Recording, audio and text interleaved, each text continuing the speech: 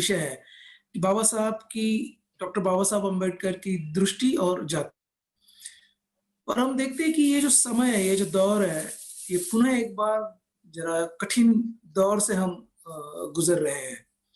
और जो भी कुछ मैं कहने जा रहा हूँ, वो थोड़ा-सा हिम्मत भरा काम है। और बाबा साहब ये चाहते थे कि मेरे जो बंदे हैं, जो मेरे ऊपर भरोसा रखते हैं, जो मेरे अनुयायी हैं, उन्होंने ये धाड़स दिखाना चाहिए, उन्होंने ये करेज दिखाना चाहिए। और ये जो व्यवस्था है, जिस व्यवस्था की वजह से भारत एक संपन्न देश हो सकता है। ये एक ऐसी जगह है, जहाँ सभी कुछ एक साथ है। मतलब बाबा साहब ने जब कोलंबिया विद्यापीठ में कोलंबिया यूनिवर्सिटी में जब बाबा साहब मानव वंश शास्त्र का अभ्यास, वहाँ पर उन्होंने कास्ट इन इंडिया ये जो प्रबंध है वो लिखा था।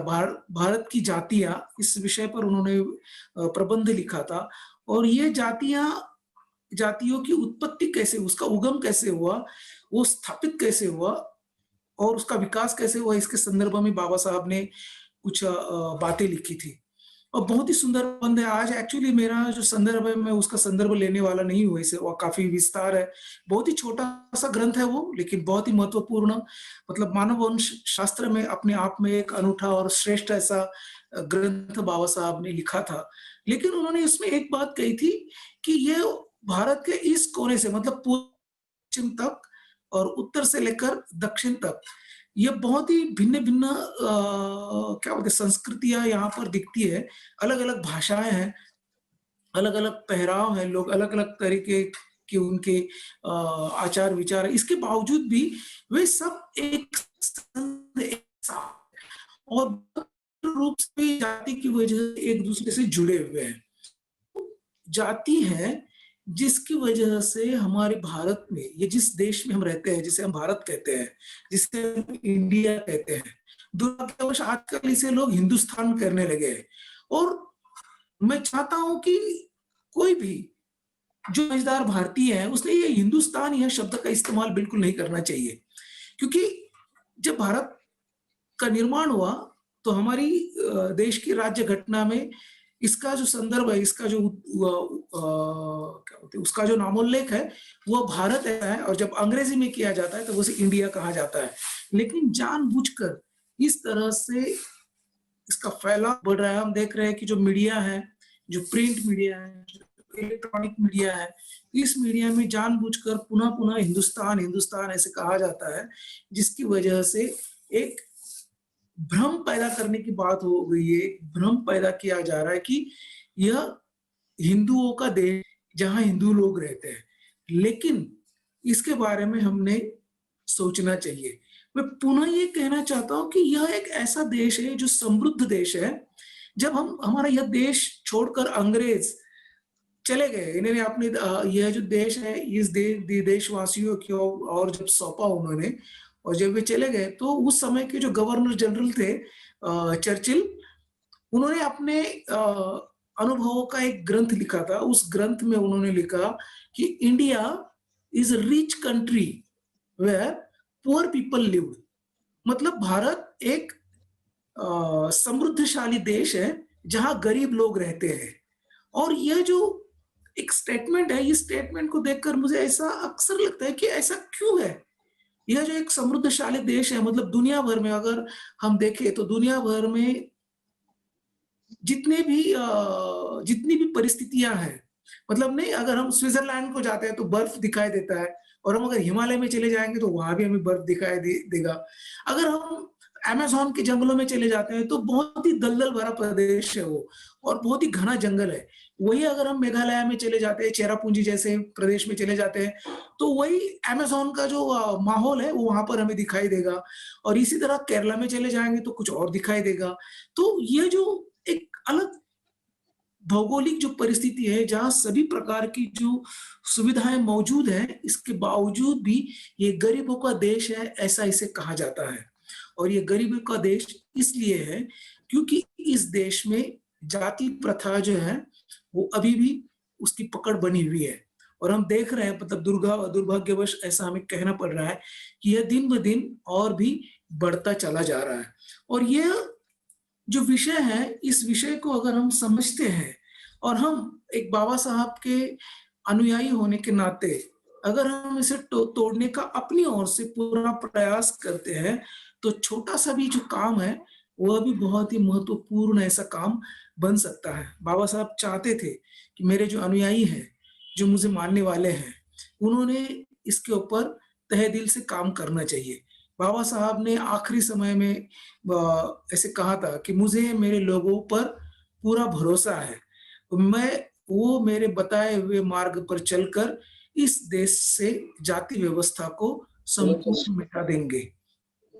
तो यह जो बाबा साहब का भरोसा है, इस भरे भरोसे को हमने कायम बनाने का पूरा प्रयास करना चाहिए।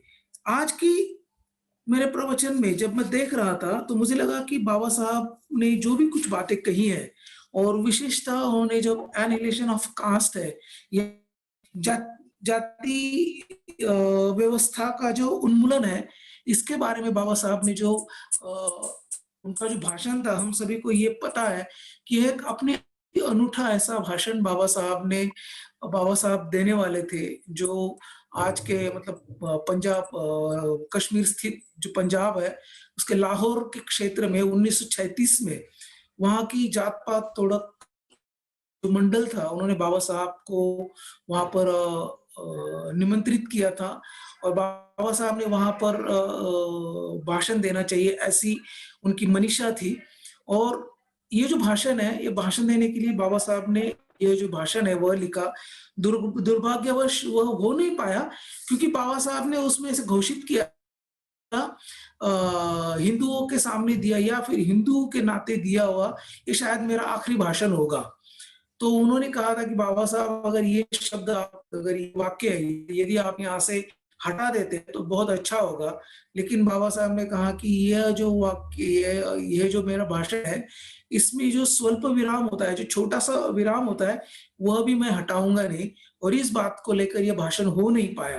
तो बाबा साहब ने इसे फिर प्रकाशित किया था और समय के बाद इसका कुछ अनुवाद हुआ और आज हमारे लिए यह एक महत्वपूर्ण दस्तावेज है, जिसे हमने अभ्यास करना चाहिए, जिसका अध्ययन करना चाहिए।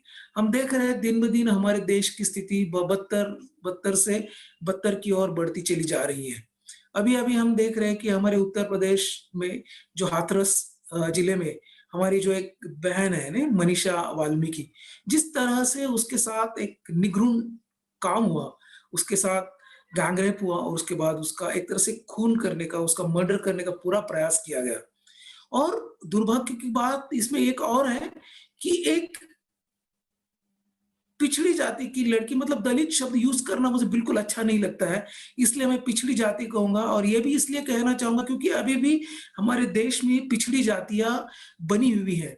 बाबा साहब ने उनका पूरा आंदोलन इन लोगों के लिए चलाया, अपना पूरा समय और पूरी जो शक्ति है, वह उन्होंने इस कार्य के लिए दी है।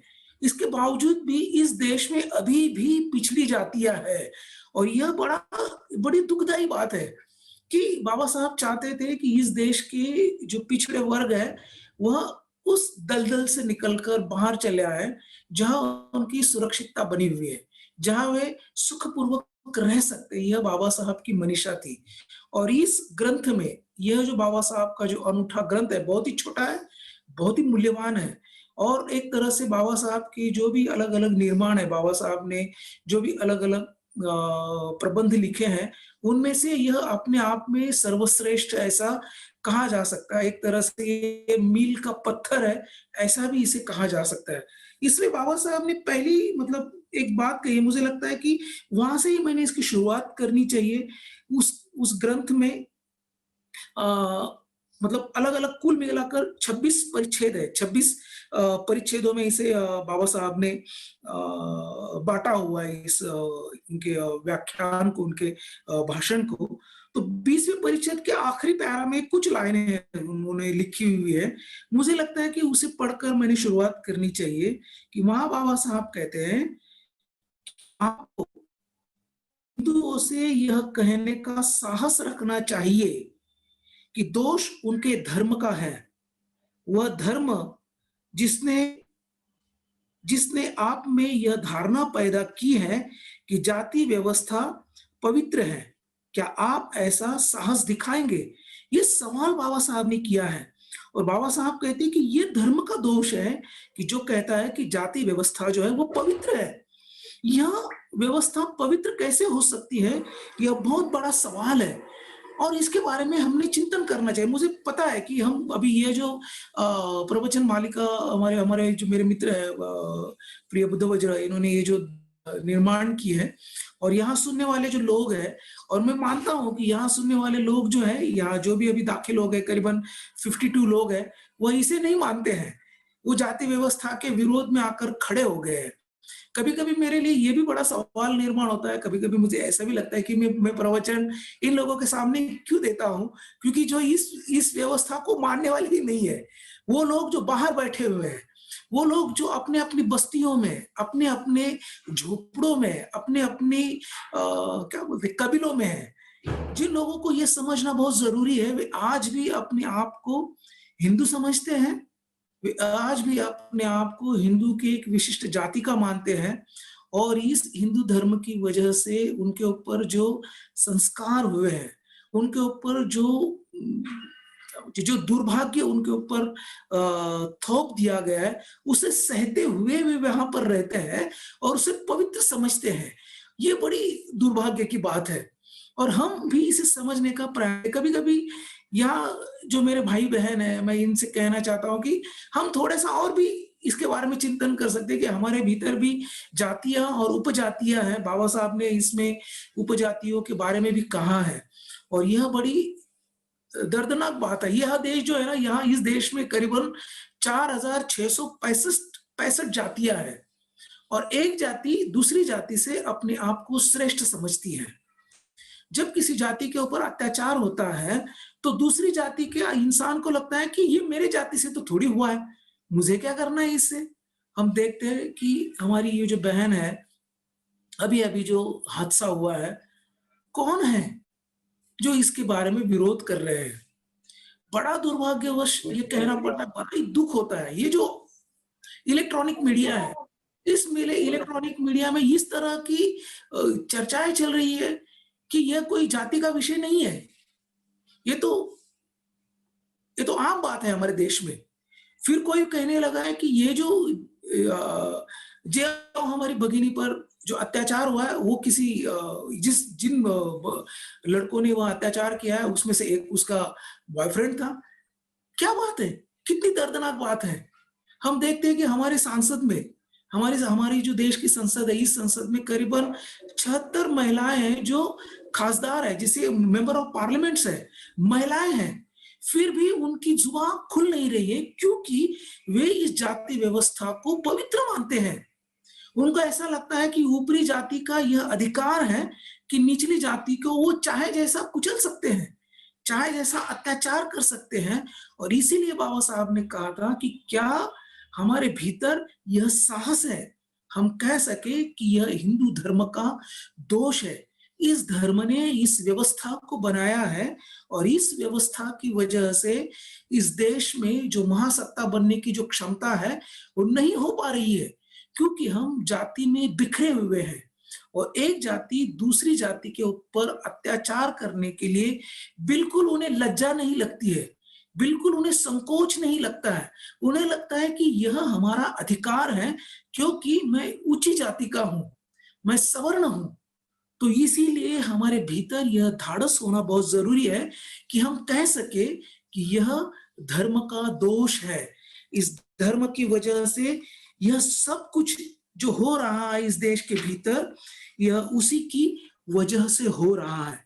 आगे चलकर बाबा साहब ने और भी कुछ बातें की है।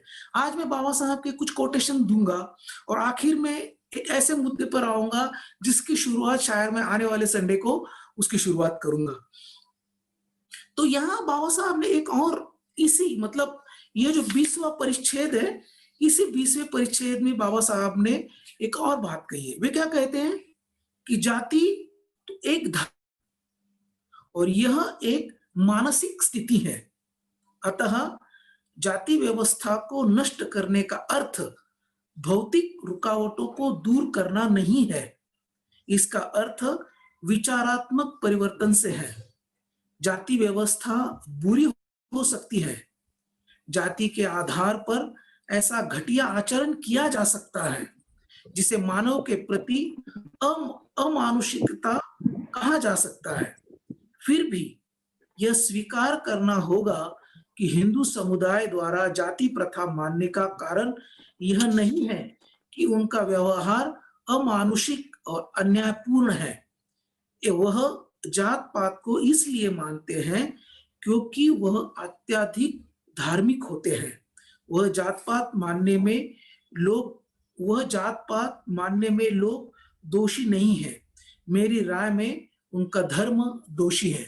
बाबा साहब पुनः इसी बात को जोर देकर कहते हैं क्योंकि धर्म इसमें दोषी है। क्योंकि लोग जो है, यह जो धर्म को मानने वाले हैं, धर्म एक ऐसी बात है जिसको मानने के बाद, जिसको स्वीकृत करने के बाद इंसान जो है एक तरह से अंधा बन जाता है, एक तरह से पागल बन जाता है और उसे लगता है कि मैं जो कुछ भी कर रहा हूं वो धर्म के तहत कर रहा हूं, तो इसमें कोई बुराई नहीं है, कोई गलत काम मैं नहीं कर रहा हूं।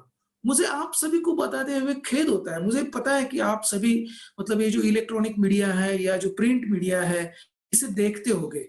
अभी-अभी आपने देखा होगा कि जैसे पुनः मैं बार-बार ये हाथरस की कथा को, जो घटना है इसे बता रहा हूँ। उस 4 दिन में, उस हफ्ते में उत्तर प्रदेश में करीबन 16 घटनाएँ हुई और इन 16 घटनाओं में 6 घटनाएँ ऐसी लड़कियों के साथ हुई जो नाबालिग थी, छोटी बच्चियाँ थी। लेकिन यह जो हमारी भगिनी है, जो मनीषा वाल्मीकि है, जिसके साथ जो अन्याय हुआ, तो अगल-बगल के 12 गाँव के ठाकुर एक इकट्ठा है, एक जगह है और जिन दरिंदों ने यह जो काम किया है, इसके लिए उन्होंने उनको क्या बोलते हैं कि इनको छुड़ाने के लिए या फिर इनको उनके ऊपर यह जो आरोप लगा है, इस आरोप से उनको निर्दोष करने के लिए जो कुछ भी करना संभव है, वह करने के लिए उन्होंने अगुवाई ली है। 12 गाँव के लोग इकट्ठा है। क्यों इकट्ठा है? क्योंकि धर्म में दोष है, वे नहीं मानते हैं। क्योंकि उनका ऐसा मानना है कि यह धर्म का काम है। क्योंकि हम ऊंचे जाति के लोग हैं, हम सवर्ण हैं और सवर्ण होने के नाते जो भी अवर्ण है, जो निचली जातियों के, जो पिछड़े जातियों के, जिसे दलित कहा जाता है, उन जातियों के लोग हैं, उनके ऊपर अत्याचार करना यह हमारा धर्म है, ऐसा उनका मानना है। ऐसा वे मानते हैं और हमारे भारत में, इस देश में ऐसे मानने वाले कई लोग हैं, कई ज़्यादा लोग हैं और यह इस देश का भाग्य है।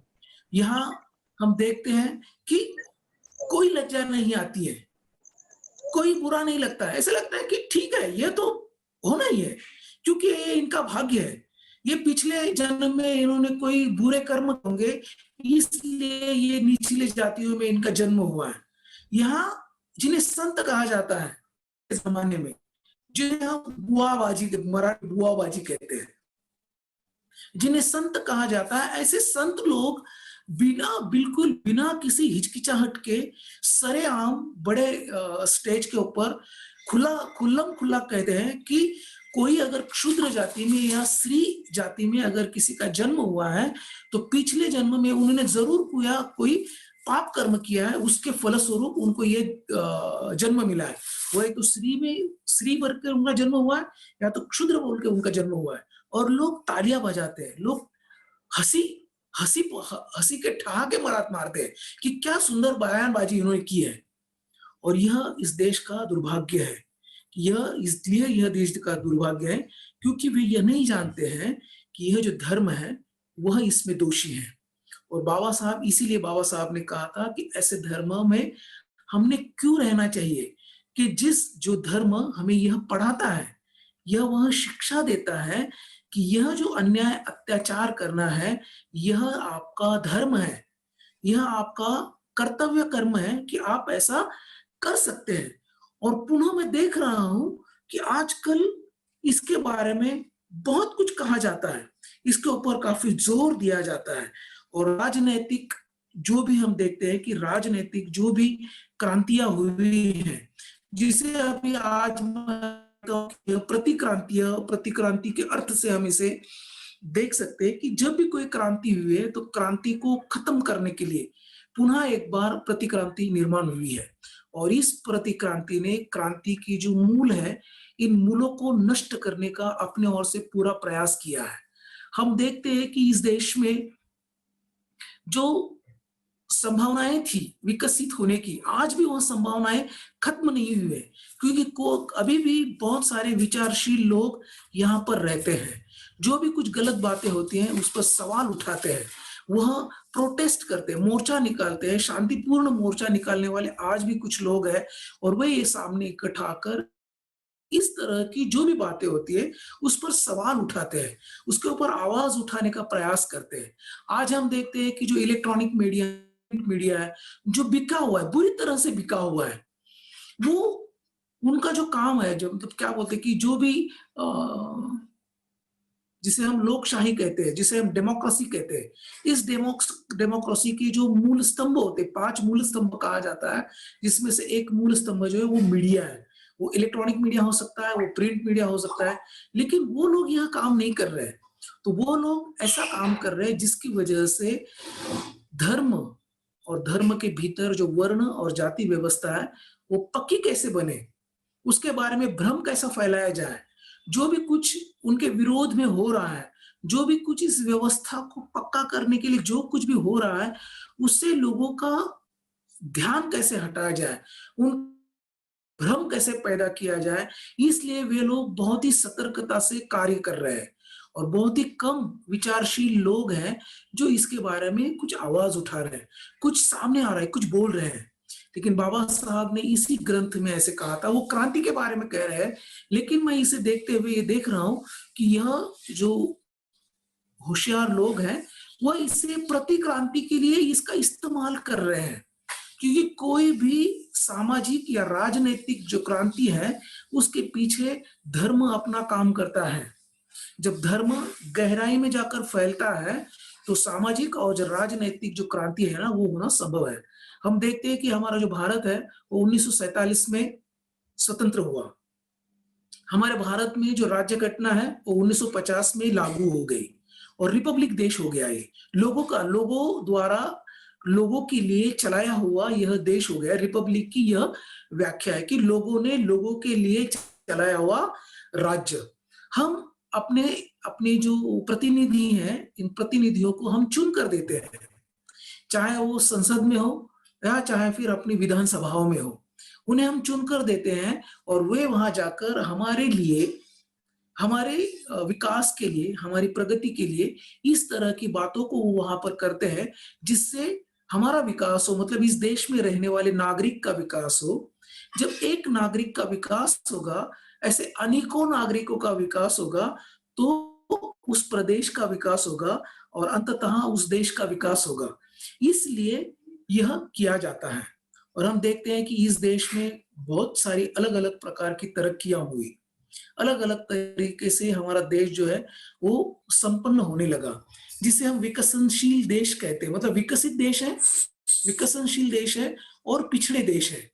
तो हमारे देश की जो व्याख्या है, वह विकसनशील देश में होने लगी। मतलब ऐसा देश जो अभी जिसका विकास हो रहा है, जहाँ इस तरह की बातें हो रही है, जिससे लोग जो है वो आगे आ रहे हैं। मतलब आहिस्ता-आहिस्ता दुनिया की बराबरी में आना शुरू हो गए।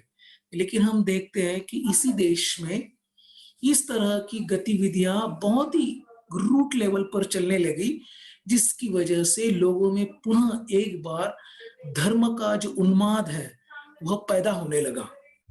जाति का जो उन्माद है, वह पैदा होने लगा। मैं फला जाति का हूँ, यह जो अहंकार है, यह अहंकार उनके मन में पैदा होने लगा और हम देखते हैं कि इसका जो परिणाम है, इस परिणाम स्वरूप हम देखते हैं कि 1990-91 में बाबरी मस्जिद जो है, उसका उसे उद्ध्वस्त किया गया और लोगों को बड़ा गर्व हुआ कि यस, हमने ये कर दिखाया है और वहां से इसकी शुरुआत हो गई। ये जो उन्माद है, इसकी यहाँ से शुरुआत हो गई। अलग-अलग जो परिस्थितियाँ ये उसकी वजह से निर्माण हो गई।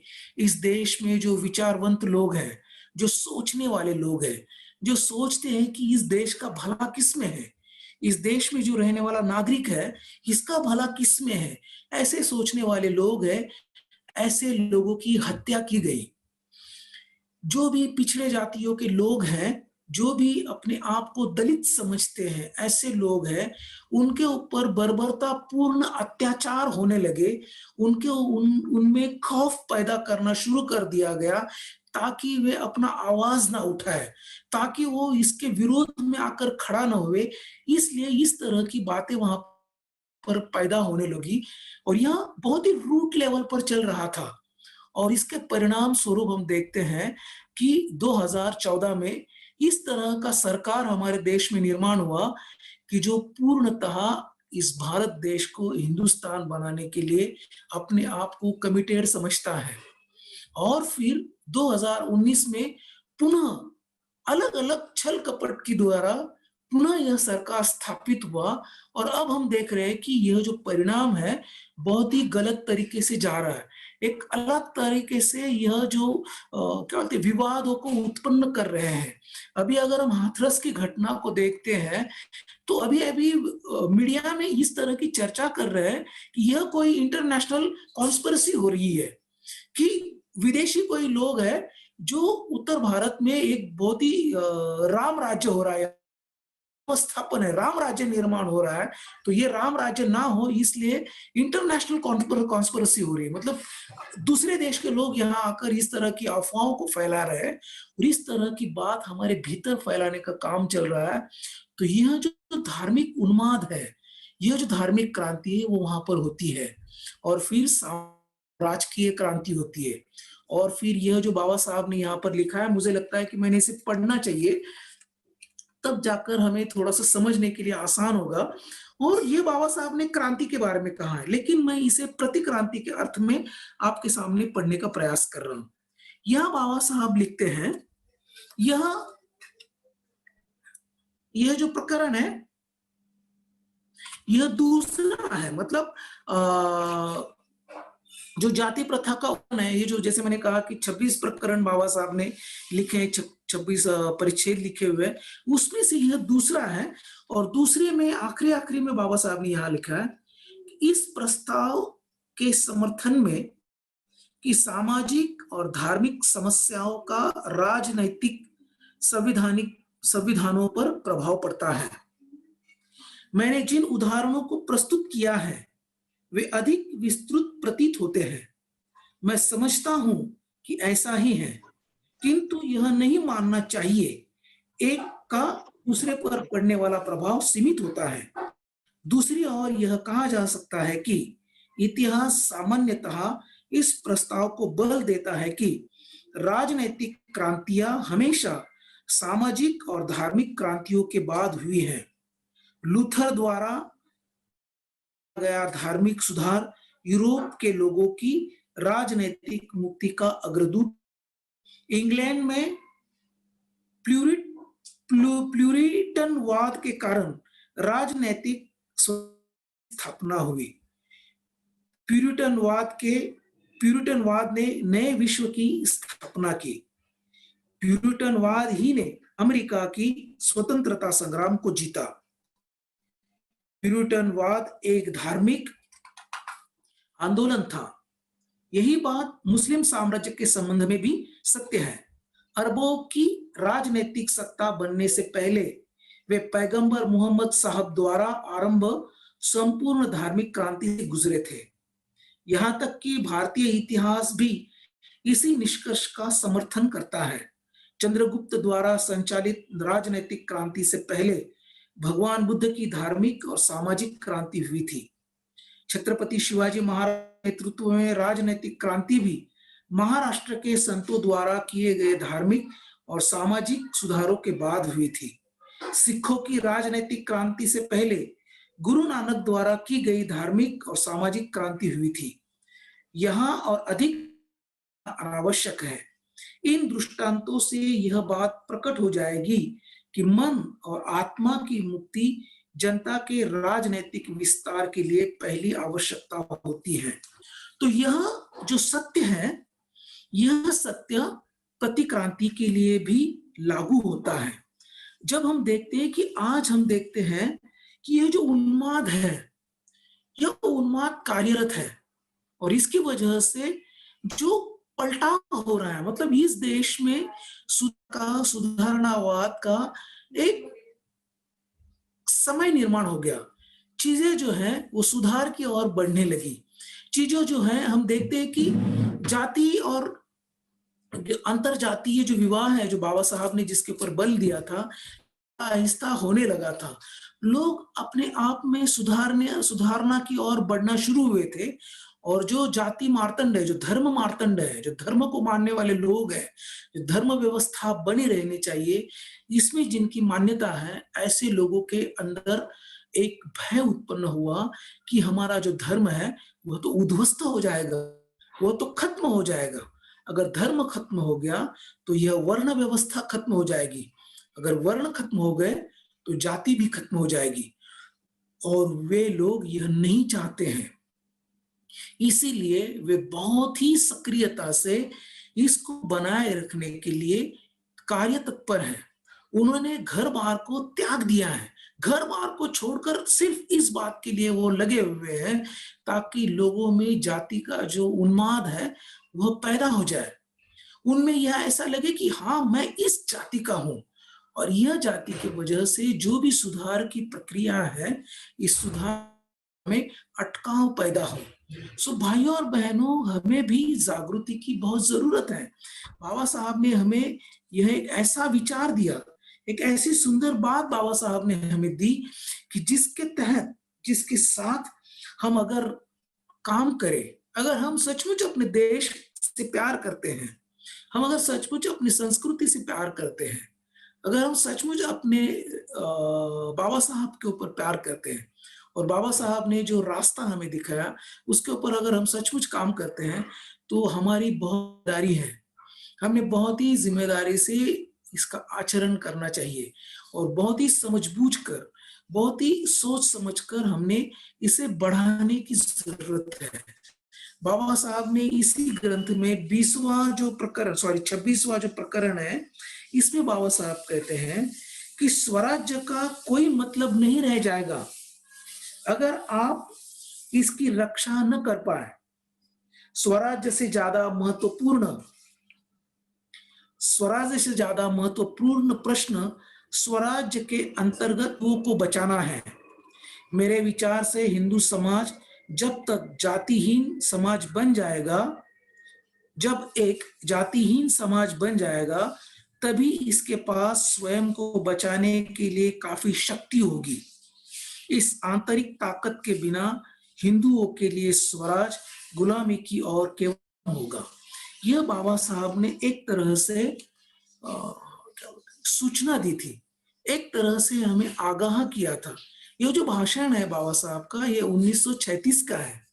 उन्होंने यह बात कही थी कि अगर सचमुच हमें स्वराज को अगर निर्माण करना है और हिंदुओं की रक्षा के लिए नहीं, तो हिंदुओं को जातिहीन करने के लिए, मतलब यह जो धर्म है, यदि वह जातिहीन हो जाता है, वहाँ कोई भेदा-भेद नहीं रहता है, कोई ऊँच, कोई नीच नहीं रहता है, तो वह एक संघ बन जाएगा, एक शक्ति बन जाएगी, एक समूह शक्ति हो जाएगी और जब यह एक समूह शक्ति हो जाएगी, तो अपने आप उसका विकास हो जाएगा।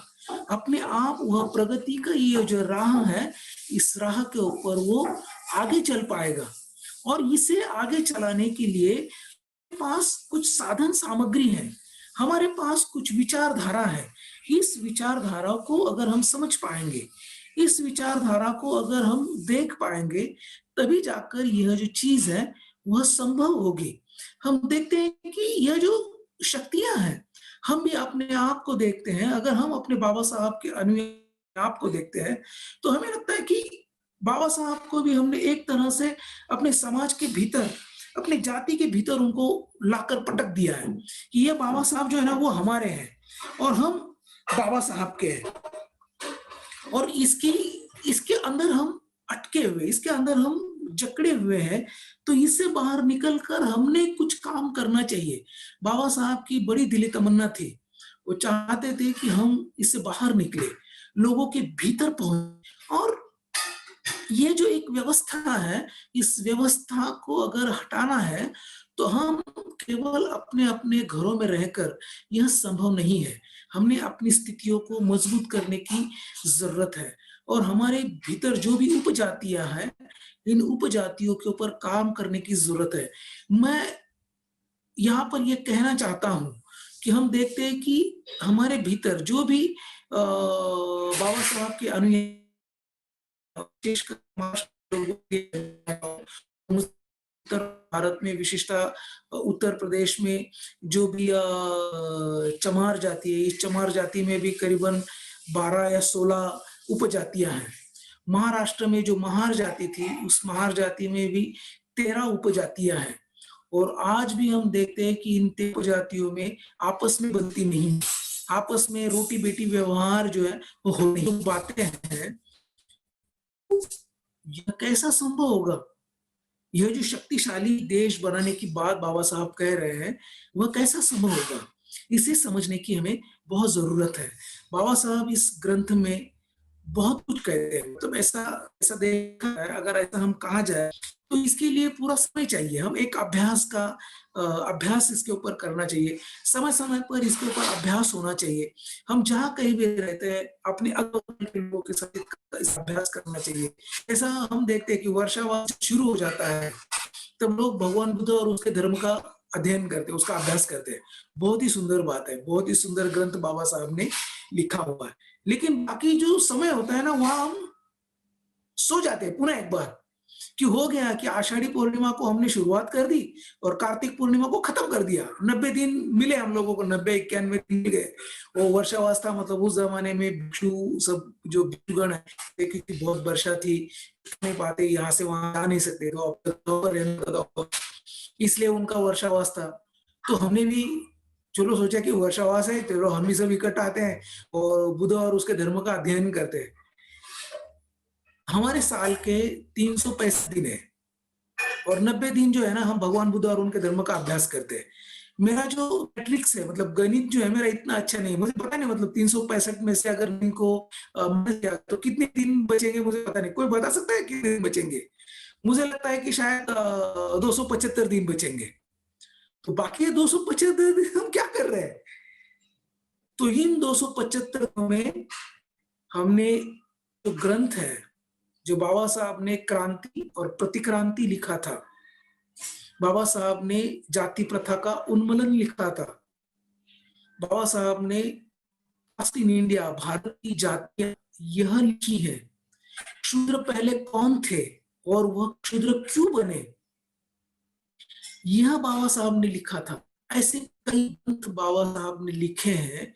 यदि उन कारणों का हमें पता चले, यदि उन कारणों के लिए हम अपने अगल-बगल कुछ काम करना शुरू किए, परिवार में, अपने जो रिश्तेदार हैं, अपने जो मित्र हैं, इनमें अगर इसे फैलाना शुरू किए हम लोगों ने, छोटे स्तर पर क्यों न हो, अगर इसका काम हमने शुरू किया, तो बाबा साहब की जो दृष्टि है, वह हम समझ पाएँगे।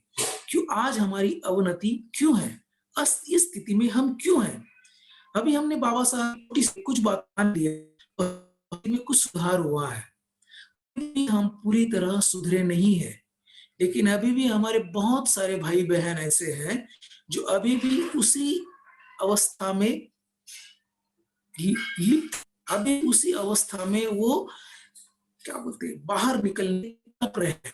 लेकिन रास्ता नहीं दिख रहा है, क्योंकि धर्म का उन्माद है, जाति का उन्माद है, धर्म का दोष है, वे समझ नहीं पा रहे हैं।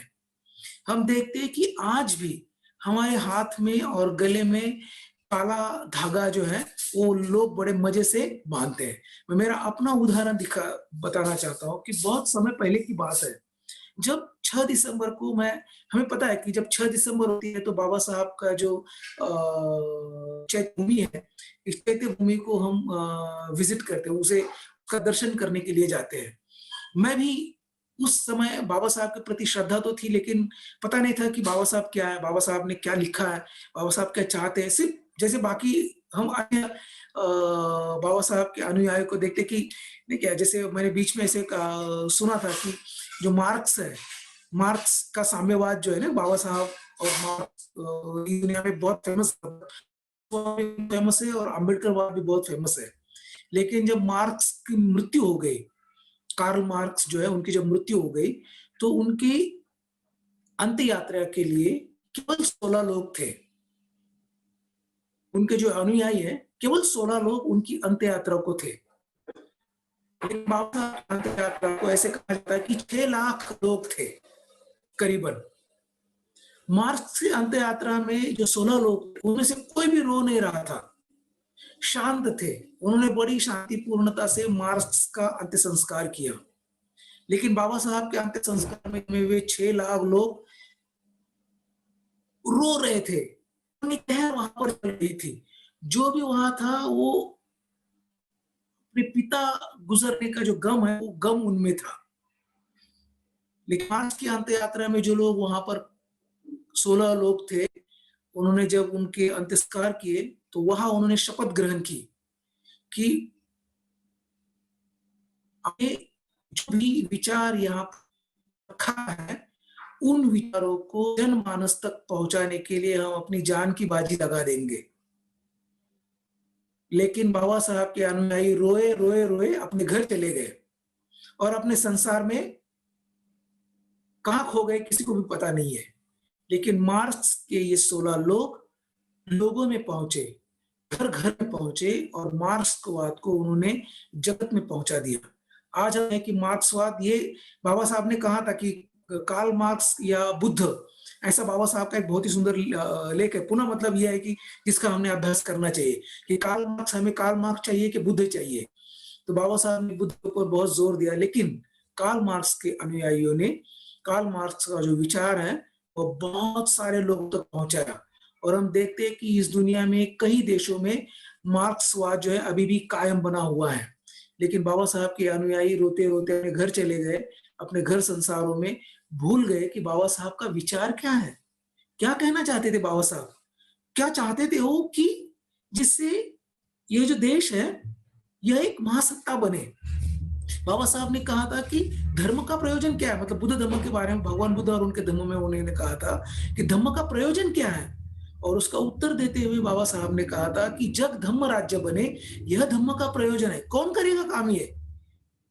क्या आसमान से कोई लोग आएँगे क्या? क्या बोलते हैं वो जो एलियंस हैं, वो आएँगे क्या दूसरी दुनिया से यहाँ धम्म का प्रचार करने के लिए? ऐसा नहीं है। ये वो लोग हैं जो कर सकते हैं, बाबा साहब के ऊपर भरोसा रखते हैं, बाबा साहब के ऊपर विश्वास रखते हैं, वही लोग यह कर सकते हैं। जिन लोगों का यह मानना है कि जिस धर्म से हम निकले हैं, उस धर्म में दोष था, उस धर्म ने हमारे ऊपर जाति व्यवस्था का क्या बोलते हैं आक्रमण किया हुआ था, हमारे दिलो-दिमाग को वो जकड़ कर रखा था, हमारे दिलो-दिमाग को उसने उसने मजबूर किया था, पारतंत्र में डाला था, जेल में डाल कर रखा हुआ था। यह जिन लोगों के समझ में आया है, उन्हीं लोगों का यह काम है कि वह आगे आए, निकले और आगे आकर कुछ बात करें इसके बारे में। बाबा साहब पुनः यहाँ पर कहते हैं कि सामाजिक समूह, समुदाय, आदिम निवासी या राष्ट्र जो नैतिकता की अव्यवहार्य योजनाएं विकसित कर लेते हैं या इनके अंतर्गत ऐसे सामाजिक क्रम विकसित कर लेते हैं जो उन्हें अस्तित्व के लिए कमजोर और अक्षम बनाते हैं, आदतन स्वीकृति की भावना पैदा करते हैं, जबकि वे सामाजिक कर्म कर्म जो उन्हें मजबूत और विस्तार के लिए असमर्थ बनाते हैं, आदतन तिरस्कार की भावना पैदा करते हैं और अंततः अस्तित्व के संघर्ष में मिट जाते हैं। यह जो मिट मिट जाना है, हम देखते हैं कि हम आपस में ही मिटने लगे हैं, समाप्त होने लगे, नष्ट होने लगे। हम इकट्ठा और इकट्ठा आकर कुछ ऐसा कर बैठे जो अनूठा हो, जो इस पूरी दुनिया के लिए सम्मानजनक हो, ऐसा बाबा साहब हमसे चाहते थे। लेकिन हम बाबा साहब के पश्चात गुटों में बिखर गए, छोटे-छोटे गुटों में बिखर गए और आज हम देखते हैं कि हर कोई एक नई पार्टी हर एक दिन निर्माण होती है और वो इस नाम से निर्माण होती है कि हमें सभी को इकट्ठा करना है और सभी को इकट्ठा करने के लिए नई पार्टी की ज़रूरत पड़ती है और आज एक पार्टी बनती है, कल फिर और पार्टी बनेगी और ऐसे करते-करते हम अपने आप को मिटा रहे हैं। बाबा साहब के विचारों को हम मिटा रहे हैं। यदि यह बात अगर हमारे समझ में आ गई, यदि इसे हम समझ पाएँगे, तो हमारा उद्धार हो सकता है, हमारा कल्याण हो सकता है और इस देश को जिस धर्म ने क्या कहेंगे कमज़ोर बना रखा है, जिस जाति व्यवस्था ने, जिस वर्ण व्यवस्था ने कमज़ोर बना रखा है, उस कमज़ोर व्यवस्था के लिए अगर हम कुछ काम कर बैठे, तो उससे कुछ संभव होगा। यह जो बाबा साहब का जो यह ग्रंथ है, जाति व्यवस्था का निर्मूलन, यह ग्रंथ जो है इसका प्रकाशन मतलब मराठी में जब इसका प्रकाशन हुआ मतलब चतुर्थ आवृत्ति है और बाबा साहब ने यह जो ग्रंथ है, भगवान बुद्ध के एक वाक्य से इसका समर्पण किया और बहुत ही सुंदर है। मराठी में इसका हिंदी में अनुवाद करूँगा, मेरे स्टाइल में करूँगा। बाबा साहब ने यहाँ इस नोट पर मैं रुकूँगा। बाबा साहब ने यहाँ कहा था कि भगवान बुद्ध के शिक्षाओं के अनुसार यदि वर्तन किया जाए, आचरण किया जाए, तो आज के जो भी सामाजिक प्रश्न हैं, वह एक चुटकी बजाने की तरह हम छुड़ा सकते हैं। इसमें कोई संदेह नहीं है। बुद्ध धर्म यह नए जगत नए जगत के लिए नए जगत को ऊपर सर्वतः उचित ऐसा धर्म है। इसी लोक में यह लोक में मनुष्य मात्र को मुक्त करने के लिए सर्वतः समर्थ ऐसा धर्म है। मरने के बाद स्वर्ग दिखाने वाले धर्म से यह कई गुना श्रेष्ठ है। ऐसा बाबा साहब ने यहाँ कहा है। तो भाइयों और बहनों, यह हमारे लिए बहुत समझना ज़रूरी है कि हमारा जो देश है, वो बद से बदतर की ओर जा रहा है। और यह देश बद से बदतर की ओर इसलिए जा रहा है क्योंकि धर्म में दोष है, यह हम समझ नहीं पा रहे हैं। यह बोलने का धाड़स जो हिम्मत है, वह हम दिखा नहीं पा रहे हैं। हमारे दोस्तों को, हमारे जो मित्र हैं, उनको ये बताने की ज़रूरत है कि भाई सोच ले कि कैसा यह धर्म है, कि यह धर्म यह बताता है कि एक इंसान दूसरे इंसान से कमज़ोर है। हमारे पूना में एक संस्था है और यह संस्था है, उसके एक संस्थापक है जो मेरे मित्र हैं, वह पूना के भिखारियों के लिए वह संस्था चलाते हैं। भिक्षेकरी संगठन है, बहुत ही अच्छा काम करते हैं वो। पिछले 6 सालों से उनका काम चल रहा है और अब उन्होंने ऐसा संकल्प किया कि जो लेने वाले थे अब लेकिन वो क्या देंगे? उनके पास तो देने के लिए कुछ तो है नहीं है, क्योंकि वो तो खुद भिखारी है। वो रास्ते के किसी किनारे में बैठकर भीख माँगते हैं, किसी मंदिरों के सामने बैठकर भीख माँगते हैं। ऐसे ही जो भिखारी है, वो क्या दे सकते हैं? तो उन्होंने सोचा कि क्यों ना अपना खून दिया जाए। हमारे अंदर देने के लिए अपना खून है। तो उन्होंने पिछले सप्ताह में उसका शुरुआत की और हमें सभी को पता है कि अगर एक व्यक्ति 300 एमएल खून देता है, तो उससे 3 लोगों की जान बचती है।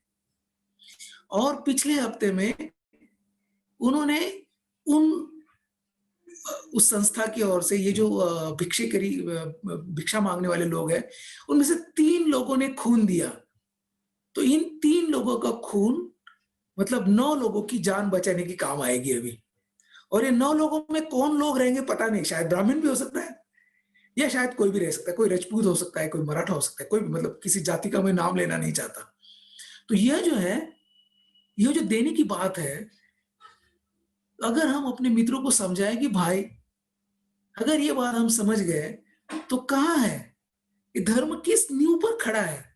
इंसान के नाते जब हम एक हैं, जब मेरा खून तुम्हारे खून से एक हो सकता है, मेरी वजह से अगर किसी की जान बच सकती है, किसी की ओर से अगर मेरी जान बच सकती है, तो यह धर्म कहाँ खड़ा है? यह वर्ण व्यवस्था, ये जाति कहाँ खड़ी है? तो यह जो दोष है, अगर हम बहुत ही क्या बोलते हैं, अच्छे तरीके से, सही तरीके से, मैत्रीता ढंग से अगर हमको आहिस्ता-आहिस्ता ले जाएँ, तो इसकी जो नींव है, इस नींव को हम ढीला करने में शायद समर्थ हो सकते हैं। लेकिन अगर ऐसा हम नहीं करेंगे और बहनों मुझे बड़े दुःख के साथ ये कहना पड़ रहा है कि वो समय दूर नहीं है कि हम अपनी स्वतंत्रता को खो बैठेंगे। पुनः एक बार यह जो जाति व्यवस्था है, वो हमारे सर पर आकर बैठ सकती है।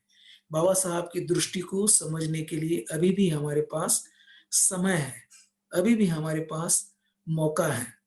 जिन लोगों को यह समझता है, वे यदि इसे समझते हैं, वे यदि इसे का प्रणव करते हैं, वे यदि अपने समाज में, अपने परिवार में, अपने दोस्तों में इसे फैलाने का प्रयास करते हैं, तो यह संभव है कि हम आहिस्ता-आहिस्ता इस देश के आखिरी इंसान तक पहुँचे, ताकि यह जो देश है, वह समृद्ध देश बने। और जैसे चर्चिल ने कहा था कि ये ऐसा समृद्ध देश है, जहाँ गरीब लोग रहते हैं। तो हमारे हाथों में यह बात है कि चर्चिल के इस विधान को असत्य बना दें।